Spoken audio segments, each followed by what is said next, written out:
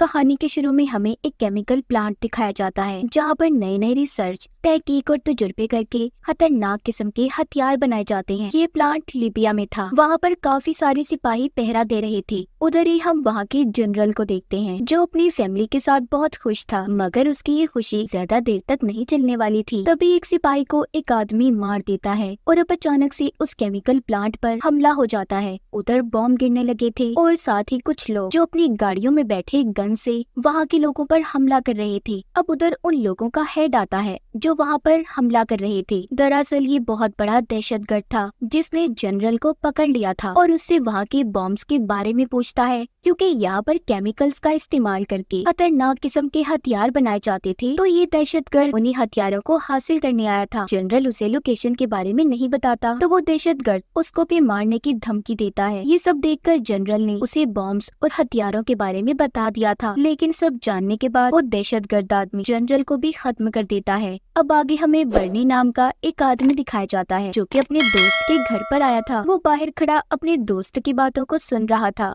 जो अपनी female friend के साथ लड़ रहा होता है जिसका नाम जीना होता है। जीना उसके दोस्त जिसका नाम ली था उससे इसलिए लड़ रही थी क्योंकि जीना का कहना था कि ली अपने काम की वजह से उसे सही से वक्त नहीं देता। अब तभी ली दरवाजा खोलता है जिसके सामने बर्नी खड़ा था। वो उसे अपने साथ लेने के लिए आया था। दरअसल बर्नी ने एक बार में जुआ खेलकर अपनी अंगूठी हार गया, मगर वो उसे बहुत पसंद थी और वो बहुत कीमती भी होती है, तो इसीलिए वो ली को अपने साथ लेने आया था ताकि ये लोग बार में जाकर वो अंगूठी दोबारा हासिल कर सके। ली का बर्नी बहुत अच्छा दोस्त था, तो इसलिए वो बर्नी के साथ जाने के लिए तैयार हो जाता है। बर्नी रास्ते में जाते हुए उसे बताता है कि मेरी अंगूठी जिसके पास है वो यहाँ का सबसे बड़ा गैंगस्टर है, इसलिए हमें पहले बारटेंडर से बात करनी चाहिए कि वो हमारी अंगूठी वापस ले दे। जब ये जाकर बारटेंडर से बात करते हैं तो वो इनसे यही कहता है कि अगर अंगूठी चाहिए तो तुम्हें उन लोगों के साथ फाइट करनी होगी, लड़ना होगा, तभी तुम लोग अपनी अंगूठी ले सकते हो। अब ली जो कि लड़ाई में काफी माहिर था, वो एक एक करके सबको मारने लगता है। सबको बड़े मजे से धो रहा था। बर्नी जो दूर बैठा ये सब बहुत ही मजे से देख रहा होता है। उसे तो ऐसा लग रहा था कि जैसे उसके सामने कोई फिल्म चल रही हो। अब जब आखिरी आदमी बचता है तो बर्नी उसे मारने के लिए उठता है, मगर उस गैंगस्टर के आदमी ने डर की वजह से बर्नी की अंगूठी को वापस कर दिया था। अब दोबारा से केमिकल प्लांट का सीन दिखाया जाता है जहाँ पर वही दहशतगर्द जिसने जनरल को मारा था अब वो वहाँ के बाकी के बचे हुए सिपाहियों को गोलियां चलाकर मार रहा था। आगे हमें CIA हेडक्वार्टर दिखाया जाता है जहाँ पर हम एक्सपेंडेबल 4 की टीम को देखते हैं जो इस मूवी का नाम भी है। वहीं पर ली और बर्नी भी आते हैं। यहाँ पर हमें पता चलता है दरअसल ये दोनों CIA की टीम का हिस्सा है जो कि एक्सपेंडेबल के नाम से बहुत ज्यादा फेमस और मशहूर थी। जीना भी CIA के साथ मिलकर काम क्या करती थी। यहाँ पर ये सब लोग एक नए साथी से मिल रहे होते हैं। ली और बर्नी को यहाँ पर इनका एक साथी बताता है कि हमें एक मिशन मिला है जिसको हमें जल्दी पूरा करना होगा। तभी उनके पास इनका हेड आता है जो बताता है कि आप लोगों का मिशन एक खतरनाक दहशतगर्द को पकड़ने का है, यानी कि वही दहशतगर्द जिसने लीबिया में केमिकल प्लांट पर खतरनाक हमला किया था। हेड इन सबको उसकी तस्वीर दिखाता है और साथ ही उसके बारे में बताता है कि इसका एक और साथी है जो बहुत बड़ा गैंगस्टर है। अब ये सब एक प्लेन में बैठकर लीबिया के लिए निकल जाते हैं। लगभग 3 घंटे के बाद जब ये लीबिया में पहुँचते हैं तो इन पर उस दहशतगर्द की टीम ने हमला कर दिया था। अब जिस वजह से ली कहता है कि हमें चलते प्लेन से उतरना होगा। सारी टीम प्लेन से उतर जाती है, मगर बर्नी अभी भी प्लेन में ही था। वो अपने साथियों को वहाँ पर छोड़कर चला जाता है। उधर दहशतगर्द ने भी बॉम्ब और न्यूक्लियर हथियारों को चुरा लिया था और चुराकर जब बिल्डिंग से बाहर निकल रहा होता है तो ली का साथी उसे शूट करने की कोशिश करता है, मगर उसकी नजर कमजोर थी जिस वजह से उसका निशाना चूक गया था। फिर ली और उसका एक साथी गाड़ी में बैठकर उस दहशतगर्द का पीछा करते हैं। एक भगदड़ मची हुई थी। बर्नी जो प्लेन में बैठा हुआ था वो सब कुछ देख रहा था और ली को बताता है जल्दी से उसे पकड़ो, वो बॉम्ब्स को लेकर भाग रहा है। ली जो कि उसकी गाड़ी के पीछे था। तभी दोबारा से बर्नी के प्लेन पर भी हमला हो जाता है। ली जब ये देखता है तो वो उसकी मदद करने की कोशिश कर रहा था, मगर बर्नी कहता है पहले तुम उसे पकड़ो और हथियारों को बचाओ जो वो दहशतगर्द लेकर भाग रहा है। ये बात सुनकर ली कहता है सब कुछ गया भाड़ में, पहले मैं तुम्हें बचाऊंगा, और इतना कहकर अपना रास्ता बदल देता है। यहीं से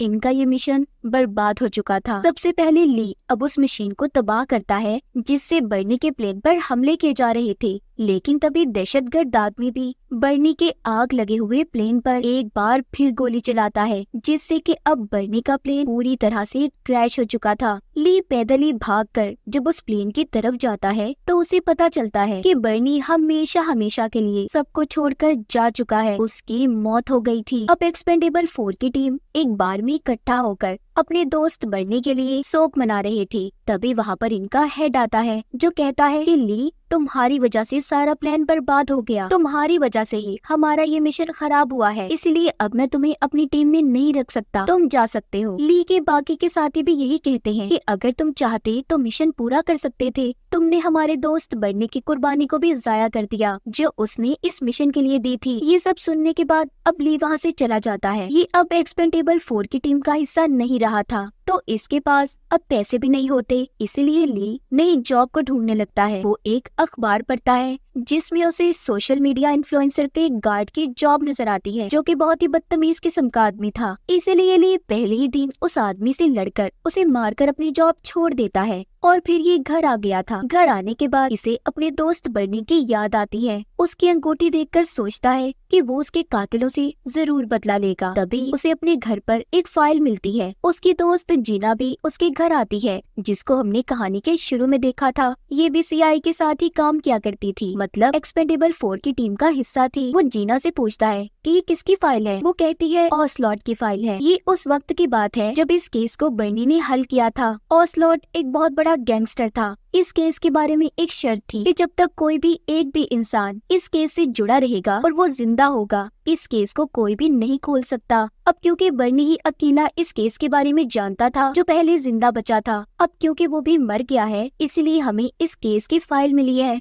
और अब हम बर्नी का बदला लेंगे। ली उसे एक खंजर देता है, कहता है जीना, तुम इससे बर्नी का बदला लेना, इससे उस कातिल को मारना। जब सुबह होती है तो जीना ली के उठने से पहले ही वहाँ से निकल गई थी। ली भी अब जल्दी से उठता है और तैयार होकर मोबाइल पर लोकेशन को चेक करने लगता है। दरअसल इसने जीना को जो खंजर दिया था उसमें इसने जीपीएस सिस्टम को ऑन कर दिया था ताकि इसे पता चल सके कि जीना अपनी टीम के साथ कहाँ पर जा रही है। उधर जीना और उसके साथी साउथ एशिया के सीक्रेट सीआईए के हेड ऑफिस में पहुँच जाते हैं। इधर ली थाईलैंड की तरफ निकल गया था। वो दरअसल यहाँ पर बर्नी के एक पुराने दोस्त की तलाश में आया था। ली को जब बर्नी का दोस्त मिलता है और जब उसे बर्नी की मौत का पता चलता है, वो भी ली के साथ बर्नी की मौत का बदला लेने के लिए तैयार था। उधर एक्सपेंडेबल 4 यानी कि सीआईए की टीम को उनके खास हथियार दिए जाते हैं। तभी उनके पास उनका हेड आता है जो सबको उसी दहशतगर्द के बारे में बताता है जिसने पहले लीबिया के प्लांट पर हमला किया था और बर्नी को भी मारा था। उसने अब एक बहुत बड़े शिप को हाईजैक कर लिया था, मतलब कि उस शिप पर कब्जा जिसमें बहुत सा सामान ले जाया जा रहा था। और वो ये भी बताता है कि उसी शिप पर ऑसलॉट भी आने वाला है जो एक बहुत बड़ा गैंगस्टर है। हमारे पास उसको पकड़ने का बस अब यही मौका है और अब काम को ध्यान से करना, ऐसे मत करना जैसा तुमने लीबिया में किया था, सारे मिशन को बर्बाद कर दिया था और इसीलिए अब मैं भी तुम्हारे साथ ही चलूंगा। जीना अब सबको मिशन के बारे में बताती है कि उन्हें क्या क्या करना होगा। वो बताती है कि सबसे पहले हम उस शिप पर पैराशूट की मदद लेकर उतरेंगे, जिसके बाद हम सबसे पहले ऑसलॉट को मारेंगे और फिर उस दहशतगर्द को, जिसके बाद हम उन न्यूक्लियर हथियारों को हासिल कर लेंगे जो हथियार लीबिया के प्लांट से चुराए गए थे और फिर ये हमारा मिशन पूरा हो जाएगा। उधर ली बर्नी के दोस्त से बात करता है जो इसको मिला था। वो उससे पूछता है कि तुम तो बर्नी के इतने अच्छे दोस्त थे ना, तो तुमने उसे क्यों छोड़ दिया, उसे छोड़कर क्यों चले गए थे। वो बताता है कि मैंने अपनी जिंदगी में बहुत से लोगों को मारा और मुझे उन्हें मारकर खुशी महसूस होने लगी थी, इसलिए खुद को रोकना बहुत जरूरी था। मैं सबको छोड़कर यहाँ दूर आ गया ताकि मैं खुद को बदल सकूं। अब शिप पर दिखाया जाता है एक्सपेंडेबल 4 की टीम भी शिप पर पहुंच गई थी, मगर उस शिप में पहले से दहशतगर्द की आर्मी जमा थी जो इन सबको चारों तरफ से घेर लेते हैं और इनके हथियार छीनकर उन्हें एक जगह पर शिप में ही बंद कर दिया था। जिसके बाद ये सभी एक दूसरे पर इल्जाम लगाने लगते हैं कि यहाँ पर कौन किसकी गलती की वजह से फंसा। तभी उधर दहशतगर्द के आदमी आते हैं और इनसे पूछते हैं कि तुम लोगों का लीडर कौन है। ये सुनकर उनका लीडर कहता है कि मैं हूँ हेड। तो वो अब सीआईए के हेड को पकड़कर अपने साथ ले जाते हैं। इतनी देर में ली और बर्नी का दोस्त भी शिप के पास पहुंच गए थे। बर्नी का दोस्त ली को शिप पर छोड़कर कहता है, हमारा साथ यही तक था और अब अगर मेरे अंदर का जानवर जाग गया, मैंने दोबारा से लोगों को मारना शुरू कर दिया और कोई नहीं बचेगा मुझसे, तो इसीलिए तुम जाओ और जाकर बर्नी का बदला लो। ली ये सुनकर कहता है कि कोई बात नहीं, इन सब के लिए मैं अकेला ही काफी हूँ। अब वो शिप के ऊपर पहुँच जाता है जहाँ पर उसे कोई भी नजर नहीं आता। वो सोचता है कि इधर तो खून खराबा होना चाहिए था, पर इतनी शांति कैसे। अब जब ये शिप के अंदर जाता है तो वहाँ पीछे से एक आदमी ने इस पर गन कर ली थी और कहता है कि ऐसे ही खड़े रहो, पीछे मुड़कर मत देखना। ली उसे कहता है पीछे मुड़कर ना देखूं या ऐसे ही खड़ा रहो, और इसी तरह वो आदमी को अपनी बातों में उलझाकर वहाँ से उसे मारकर चला जाता है। अब आगे हमें दहशतगर्द दिखाया जाता है जो कि CIA के हेड को पकड़कर गवर्नमेंट से लाइव बात करता है कि वो उसके साथी को छोड़ दें, जो कि उसकी तरह ही एक बहुत बड़ा दहशतगर्द था, वरना वो CIA की टीम को खत्म कर देगा। उधर ली भी खंजर की लोकेशन देखकर आगे बढ़ रहा था जो कि उसने जिला को दिया था। शिप में दहशतगर्द के साथियों को मारकर वो आगे बढ़ता है और एक्सपेंडेबल 4 के सामान तक पहुंच जाता है, मतलब कि अपने साथियों तक। वहाँ से उसने सामान से एक कुल्हाड़ी को भी लेकर अपने पास रख लिया था जो कि उसके साथी की थी। उधर दहशतगर्द जो अपने आदमियों से राब्ता करने की कोशिश कर रहा था, मगर कोई भी उसकी बात का जवाब नहीं देता। तभी वॉकी टॉकी से ली उससे बात करता है और कहता है, तुम्हारे सारे आदमी लंबी नींद सो चुके हैं। दहशतगर्द जब ली की आवाज को सुनता है कहता है, ओ अच्छा तो तुम हो, चलो अच्छा हुआ तुम भी यहाँ पर आ गए, तुम्हें भी मैं तुम्हारे दोस्त के पास जल्दी पहुँचा दूंगा, यानी के ऊपर। इसके बाद दहशतगर्द अपनी आर्मी को ली को मारने भेज देता है, मगर वो ली के बारे में नहीं जानते थे कि वो कितना ताकतवर और खतरनाक इंसान था। ली एक एक करके सबको मार के आगे बढ़ रहा था और एक तबाही मचा देता है। उधर ही अब बर्नी का दोस्त भी आ जाता है जो ली को यहाँ पर छोड़ कर गया था। उसके हाथ में खतरनाक हथियार थे जिससे वो एक एक आदमी को मार रहा था। ली जब उसे देखता है तो पूछता है, तुम यहाँ पर क्या कर रहे हो, कहीं रास्ता तो नहीं भूल गए। जिस पर बर्नी का दोस्त कहता है, मैं ऐसे ही बर्नी के उस दोस्त को कैसे मरने दे सकता हूँ जिससे बर्नी इतना प्यार करता था। अब ये दोनों मिलकर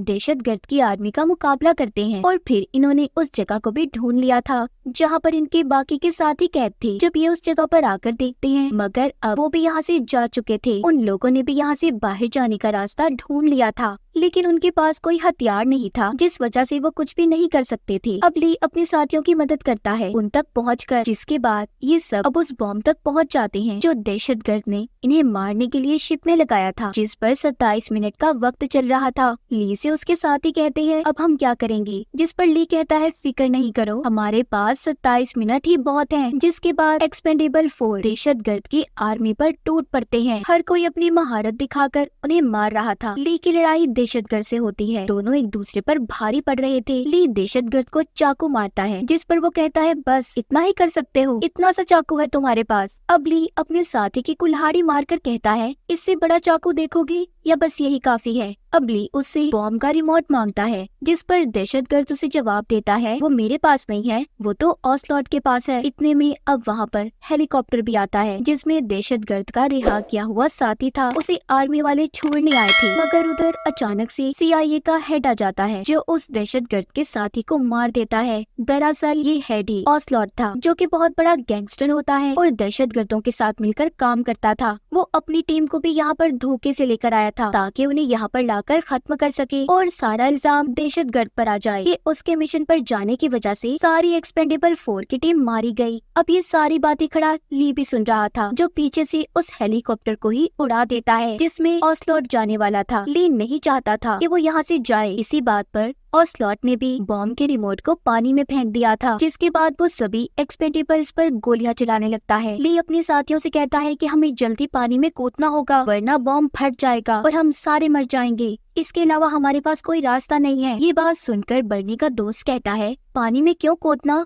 मेरी बोट इस शिप के पीछे ही बंधी हुई है। अब ये सभी शिप के पीछे के रास्ते से बाहर निकलते हैं और सभी एक रस्सी की मदद से बर्नी के दोस्त की बोट में चले जाते हैं। जब ली की बारी आती है तो वो रस्सी को काट देता है और कहता है कि मेरी कुर्बानी जाया मत जाने देना। बॉम्ब में अभी भी 6 मिनट का वक्त बचा था। ली जल्दी से कंट्रोल रूम में जाता है और उस शिप के रुख को बदल देता है ताकि बॉम्ब फटे तो शिप उस वक्त शहर के पास ना हो। उधर ओसलॉट भी अपने लिए बोट का इंतजाम करवाता है और अपने आदमियों से कहता है कि एक्सपेंडेबल 4 में से कोई भी आदमी नहीं बचना चाहिए। मगर वो ये बात नहीं जानता था कि एक्सपेंडेबल्स तो कब का जा चुके हैं, अब सिर्फ शिप में ली ही बचा था। इसीलिए वो ली पर अंधाधुंध फायरिंग करने लगते हैं। ली भी जवाब में गोलियां चला रहा था, लेकिन जल्दी उसकी गन में गोलियां खत्म हो जाती हैं। तभी उसे अपनी तरफ एक हेलीकॉप्टर आता हुआ दिखाई देता है और उस शिप के ऊपर बॉम्ब गिरा देता है। जब ली बाहर आकर देखता है तो वो ओसलॉट अभी भी जिंदा था। वो उसे अब भी अपने साथ लड़ने के लिए बोल रहा था। ली जब उससे लड़ने चाहता है तो वो धोखे से अपनी गन निकाल लेता है। तभी हेलीकॉप्टर ऊपर से आकर ओसलॉट पर भी हमला कर देता है, जिससे उसकी भी मौत हो गई थी। हेलीकॉप्टर में कोई और नहीं